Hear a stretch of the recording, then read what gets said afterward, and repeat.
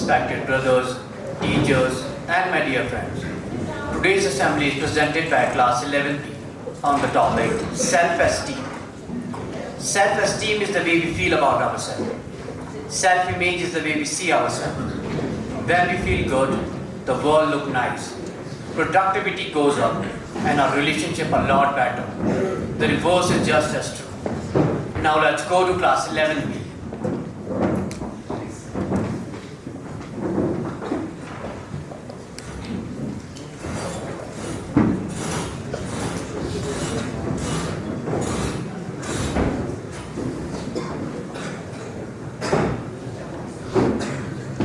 Good morning, class. Join your hands and close your eyes for the morning prayer. Lord, I know you are with me and love me. Give me peace of mind as I prepare for this time of studies. Help me to focus on my books and notes. Keep me away from all distractions so that I can make the best use of this time that is available to me. Amen. Thank you so much. Yes, come and sit. Sit down, class. So, students, today we discuss about self-esteem. Does any one of you know what self-esteem is? Stand up. Building a positive character and attitude. Good. Does any one of you know something about self-esteem? Come here and speak.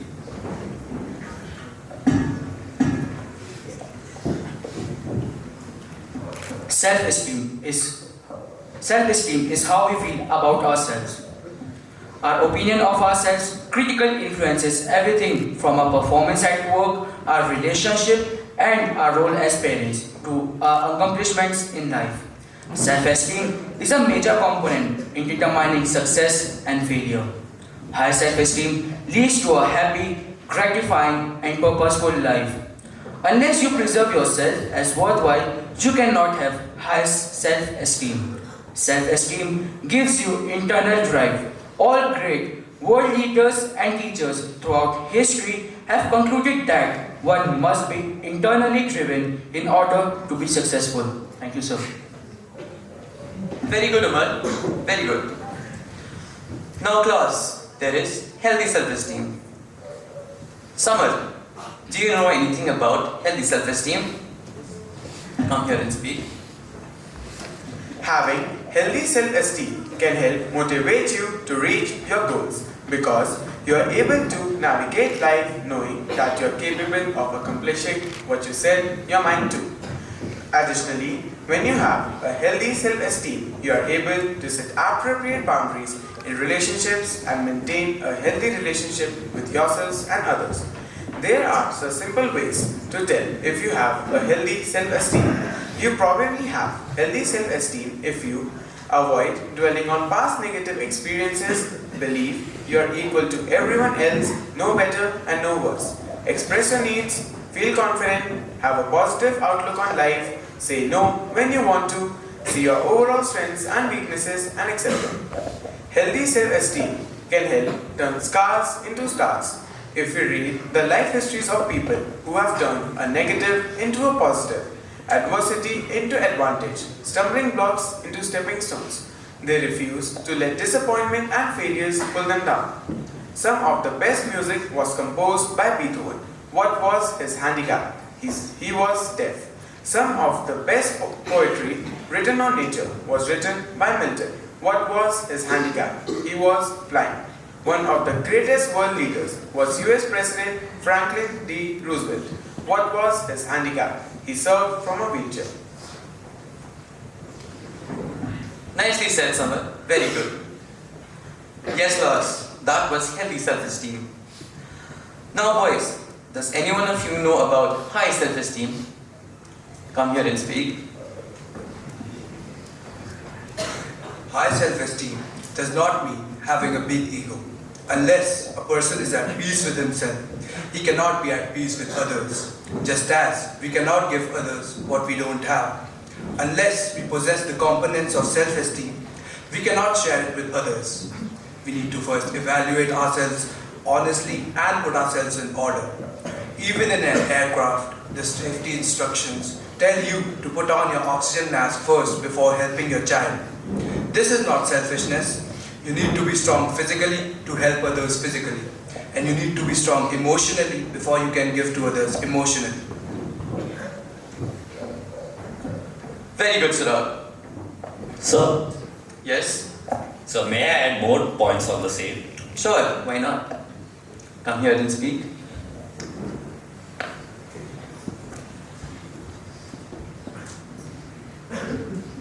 Children learn. Children learn what they live.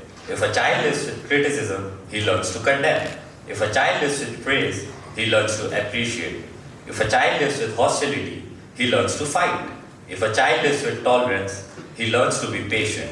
If a child lives with ridicule, he learns to be shy. If a child lives with encouragement, he learns confidence. If a child lives with shame, he learns to feel guilty. If a child lives with approval, he learns to like himself. If a child lives with fairness, he learns justice. If a child lives with security, he learns to have faith. If a child lives with acceptance and friendship, he learns to find love in the world. Fair comparisons are okay, but unfair comparisons make a person feel inferior. Comparing yourselves to others basically brings out the competitive spirit to outperform the next person. People with high self-esteem don't compete with others. Instead, they improve their own performance. They compete against themselves. They compare their performance against their capabilities. When people fail in any particular event, most get so disheartened that they start looking at themselves as failures, not realizing that failing does not equal failure. I might have failed, but I am not a failure. I might be fooled, but I am not a fool. You are a failure only when you quit. Those were some very good points, Gurtej. Very good. So boys, just like there is high self-esteem, there is low self-esteem. Does any one of you know about low self-esteem? Come here and speak.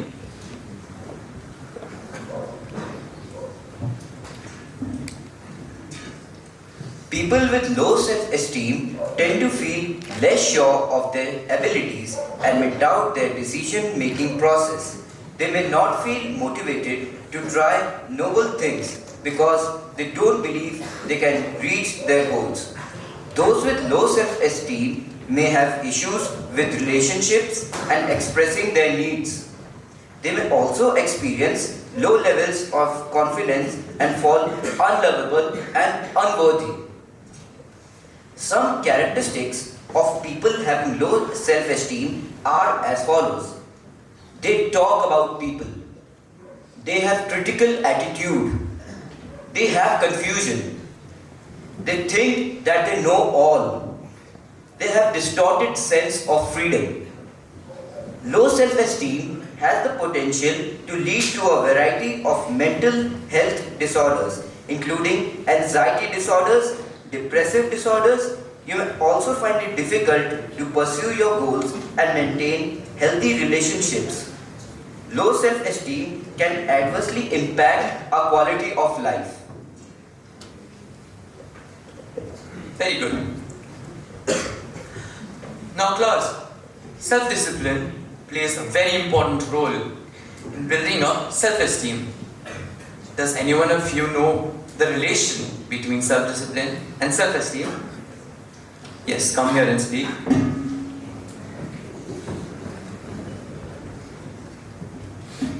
The relationship between self-discipline and self-esteem. There is a direct relationship between self-discipline and self-esteem. The more you practice self-mastery and self-control, the more you like and value yourself. The more you discipline yourself, the greater is your sense of self-respect and personal pride. The more you practice self-discipline, the better your self-image. You see yourself and think about yourself in a more positive way. You feel happier and more powerful as a person.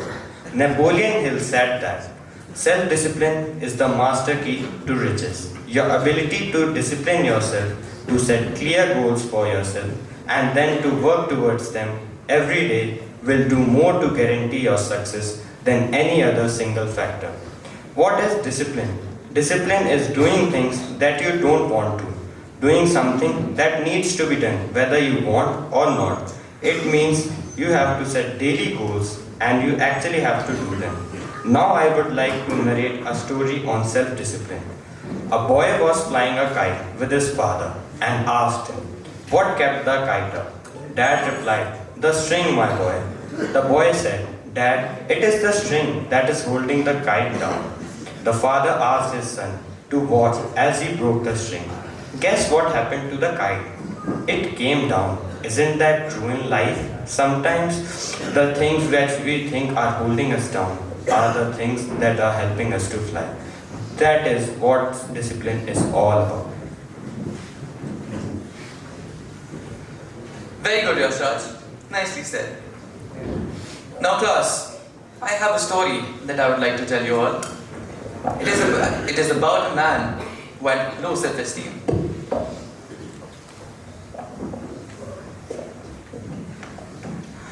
A young executive was promoted, Now I'm promoting you to a higher post. Thank you, sir. but he could not reconcile himself to his new office and position. One day, there was a knock at his office. A visitor was there. Please come in. To show how busy and important he was, he picked up the phone and asked the visitor to come in. As the man waited, the executive kept talking on the phone, nodding and saying, Yes, I'll surely handle it. No problem. Send him at 1:20. After a few minutes, he hung up and asked the visitor, Please sit down. Yes, what can I do for you? The man replied, Sir, I am a technician. I am here to connect your phone. It's disconnected. Oh, is it so? Actually, I have a very important meeting to attend. So class, the question here is, why to pretend? Why do we need to lie? Why look for feelings of false importance? All these behaviors come due to insecurity and low self-esteem. Does anyone know more about self-esteem? So, I have a question. Yes? So, why did the executive did that? Good question. Very good question. Does any one of you know the answer? Yes?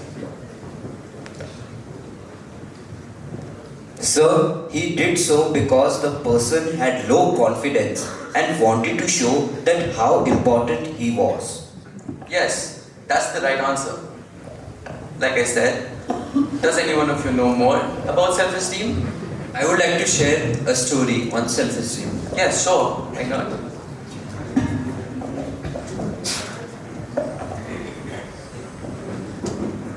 Today, I would like to share the inspiring story of Wilma Rudolph. Wilma Rudolph was born into a poor home in Tennessee. At age 4, she had double pneumonia with scarlet fever, a deadly combination which left her paralyzed with polio. She had to wear a brace, and the doctor said she would never put her foot on the earth. But her mother encouraged her. She told Wilma that with God-given ability, persistence and faith, she could do anything she wanted. Wilma said, "I wanted to be the fastest woman on the track on this earth." At the age of 9, against the advice of the doctors, she removed the brace and took the first steps the doctors said she never would. At the age of 13, she entered her first race and came way last. And then she entered her second and third and fourth and came way last. Until a day came when she came in first. At the age of 15, she went to Tennessee State University, where she met a coach by the name of Ed Temple. She told him, "I wanted to be the fastest woman on the track on this earth." Temple said, "With your spirit, nobody can stop you, and besides, I'll help you." The day came when she was at the Olympics, and at the Olympics, you are matched with the best of the best. Wilma was matched against a woman named Jutta Heen, who had never been beaten. The first event was the 100-meter race. Wilma beat Jutta Heen and won her first gold medal. The second event was the 200-meter race. Wilma beat Jutta a second time and won her second gold medal. The third event was the 400-meter relay, and she was racing against Utah one more time.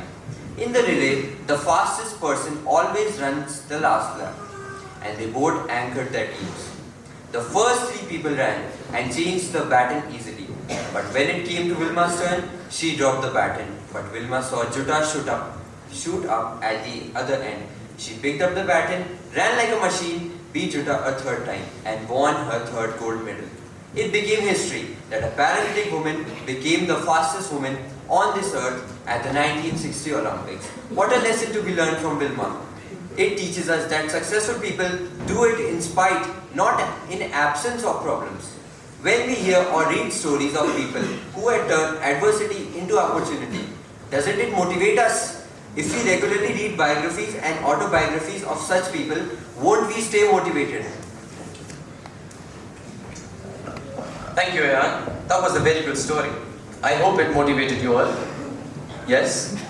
Sir, I would like to sing a small motivation song. Yes, sure. Why not? I'll play for you.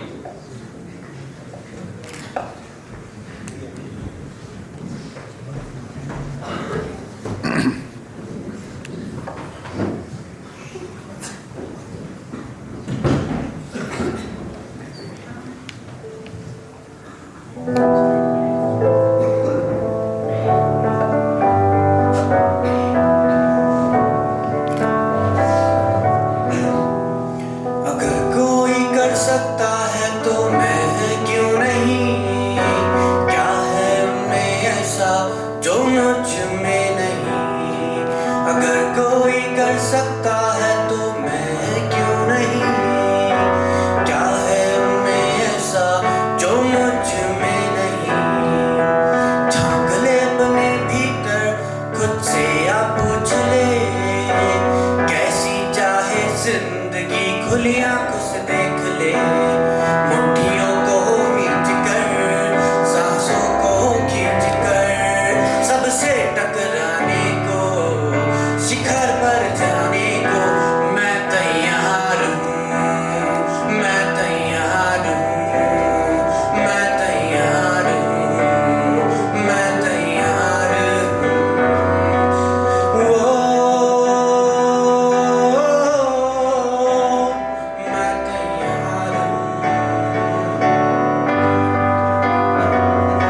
मुश्किलें हो कैसी भी मेरे हौसलों से कम है, अंधेरों को चीर दे इतना दम है। मुश्किलें हो कैसी भी मेरे हौसले से कम है, अंधेरों को चीर दे इतना दम है। आओ हाथ बढ़ाए, कुछ करके दिखाना है, सारे बहानों को आज से आग लगाना है। मुट्ठियों को मींच कर, सांसों को खींच कर, सबसे टकराने को, शिखर पर जाने को मैं तैयार हूँ, मैं तैयार हूँ, मैं तैयार हूँ, मैं तैयार हूँ। Thank you.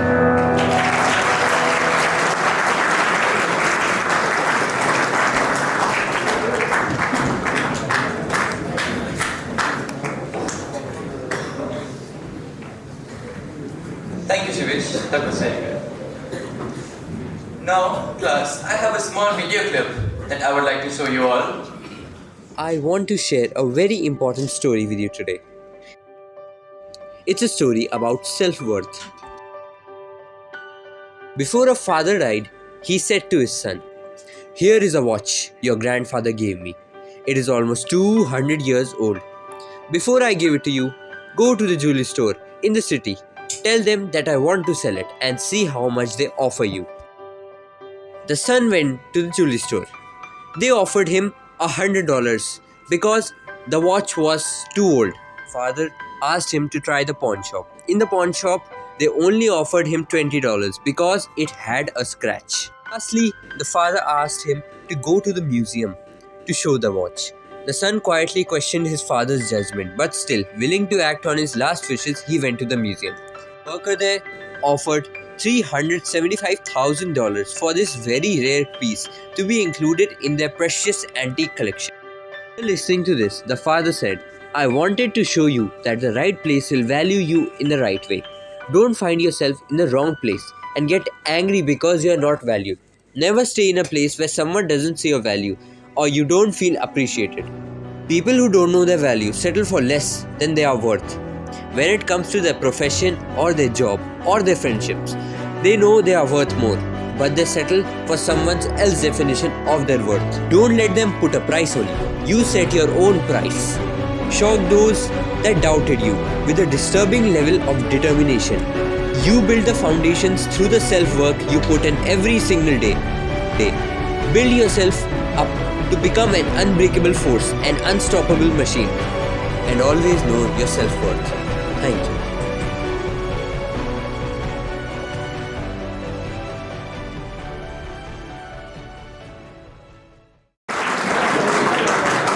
Now I request Principal Brother Henry to please address his.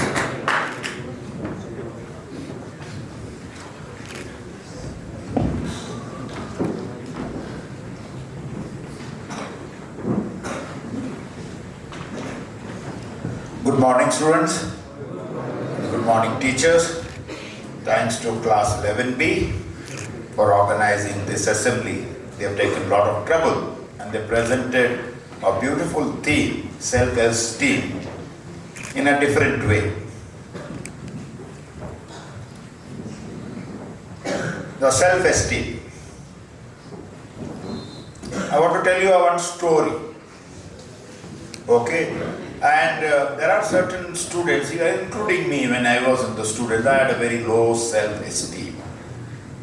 I was always at the back. Never came in front.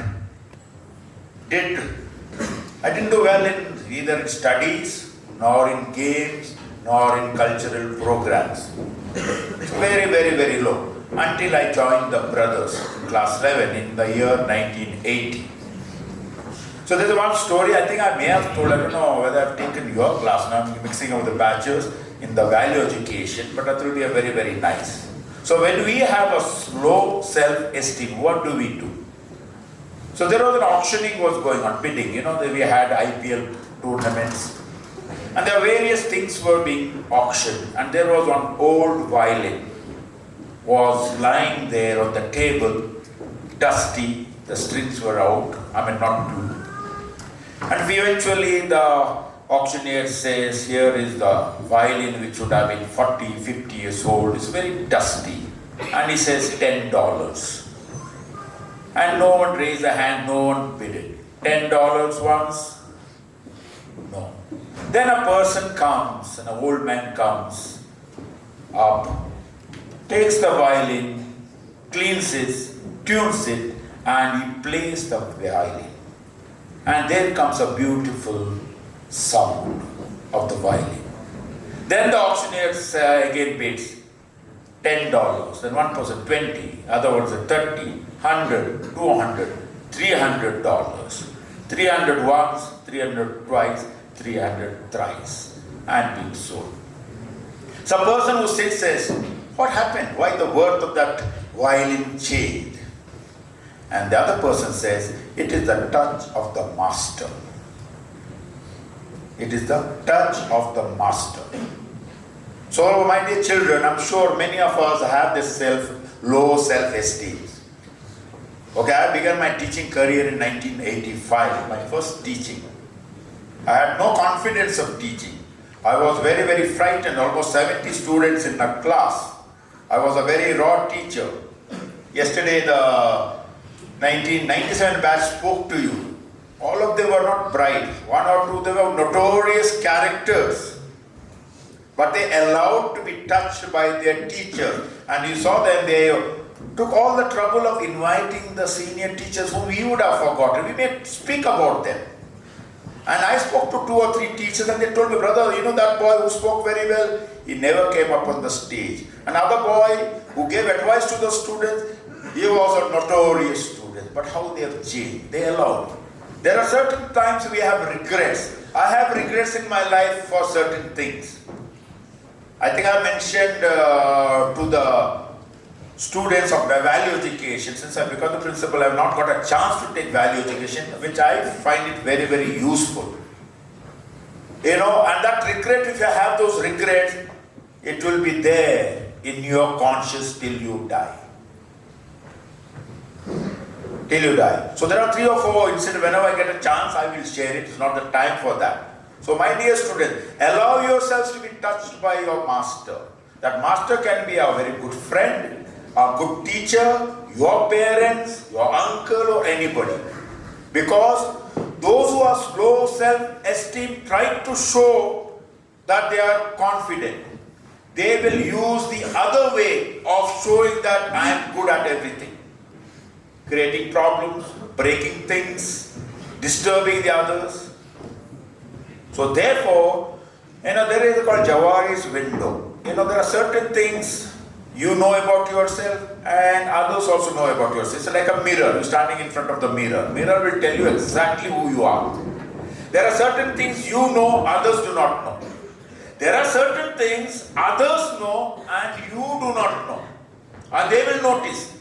And when the teachers or when we try to correct you, you will defend because you do not know. 1% can be wrong, but the 10 or 15% cannot be wrong. Then we need to ask ourselves, why am I behaving like this? Maybe it's not cannot be your fault, a low esteem. What are some past things? So therefore, it's a very good topic because I went through similar process. I had a very, very low self. Thanks to the brothers, Brother Harrison was a man, an Australian brother was my principal. There was another brother, Brother Wilfred, who has come many times here. These are the people who touched me. Now I am confident, I can stand here and can speak. I am quite bold. Earlier I used to be very nervous. Even I knew things, I was nervous. I had no confidence of doing anything. So therefore, there are a hidden potential in you. Allow yourself to come. You may not have said, I was not good in maths, later on I was very good. Maybe you may not be good in games. May realize in 2 years' time, you may be very, very good in that games. Because you yourself have to allow the people to touch you. So thank you very much to class 11B. There are 2-3 things are there. Not about low self-esteem. Yesterday at 3 of evening, so I want to tell those 2 boys, I don't want to mention the names. It has been recorded. 2 boys were going down. There are many boys after the program here. So those 2 boys have to ask themselves, why did I do it? Near the garage, there is a handle bar. Okay, now those 2 boys will know. Our coordinators, I think, already have identified. Took the handlebar, removed it, threw it. So you cannot say even lie. And walked off. 3:16 in the after evening, another boy picked it up and walked away. Now what should we do? There are 3 ways of doing it. One is call their names here and ask. Then I will have a regret in my life. I humiliated that boy. Maybe done for certain reason. Second, now the social media is very well. Simple. We don't mention the name, just put these videos there. Let the people interpret. Third, the best way, those 2 boys come to me. Hand it over. Brother, we are sorry. So there are 3 options I have. You have only one option. I have 2 options. And there are certain things I have been observing because like a lot of work is going on. So I feel very sad when the children don't listen. You heard them yesterday. Why did I took so much trouble of inviting them here? We hosted lunch for this evening because they are the best ones to motivate you. They have studied here. They were like you. They were sitting here. And you saw them yesterday. They were so emotional. And some of the students told me, brother, we have regrets here. We troubled that teacher so much. And that teacher is not there to say sorry now. One or 2 teachers are dead and gone. But they prayed for them. That is the reason I told them, you saw that. I said, let all those senior teachers stand here and you go and take the blessings.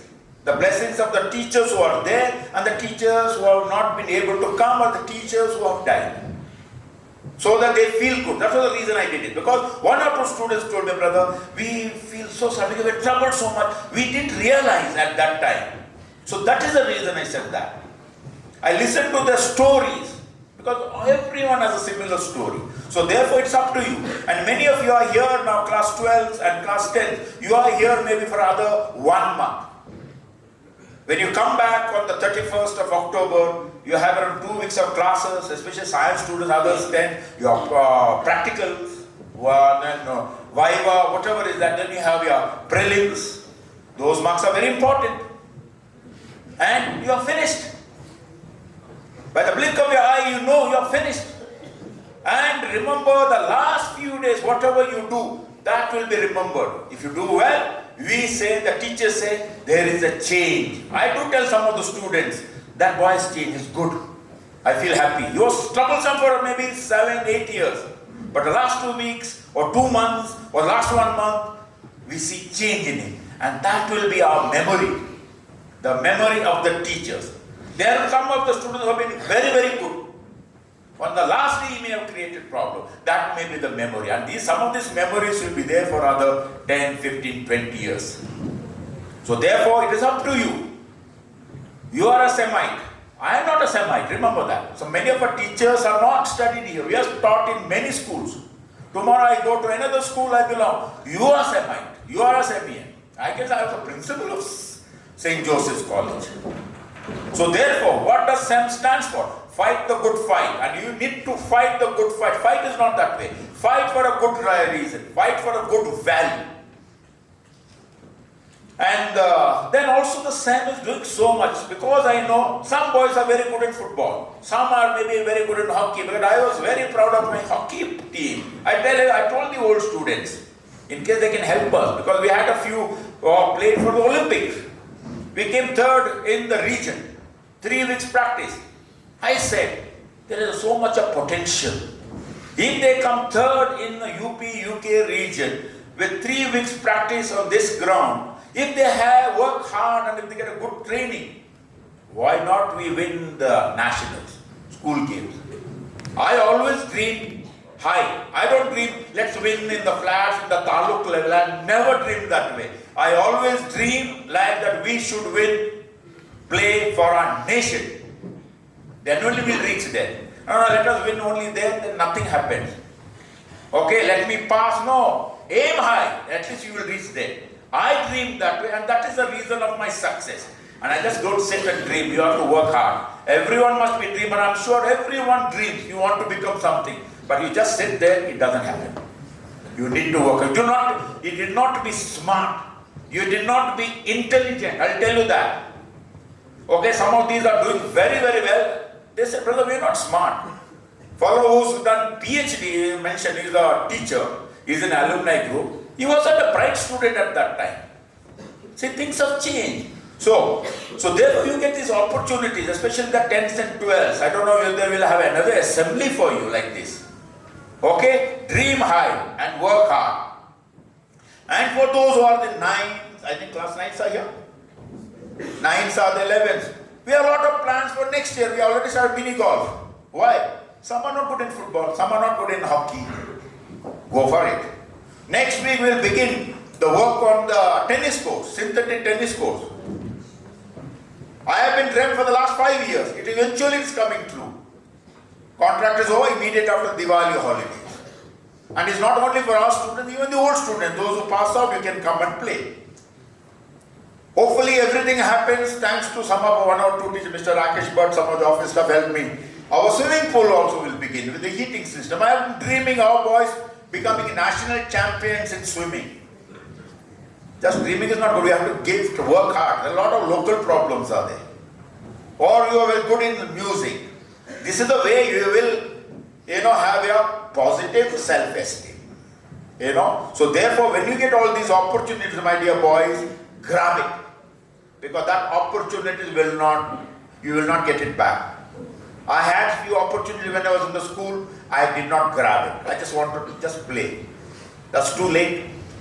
How many of them said, we wish we can come back to the school? I wish also. I hope I get my childhood back. Or I say, my teaching in Mangalore, my first, I hope I can start all over again. And I'll be a better person. Sorry, I will not get it. I'm almost on my retiring age. Brother is already retired officially. I got a maybe per government rule, if I work in a certain places, other 2 years. I'll be 60. Okay, you are young. So make sure that you do not have regrets in life. So thank you very much. And I was very happy that you behaved very well when they were doing that. So that's all the thing, that you are receptive to what they have done. And when the students perform something, you must encourage them, support them. They may make mistakes. Don't laugh at them. Okay? So it's very good. So thank you very much. God bless you. And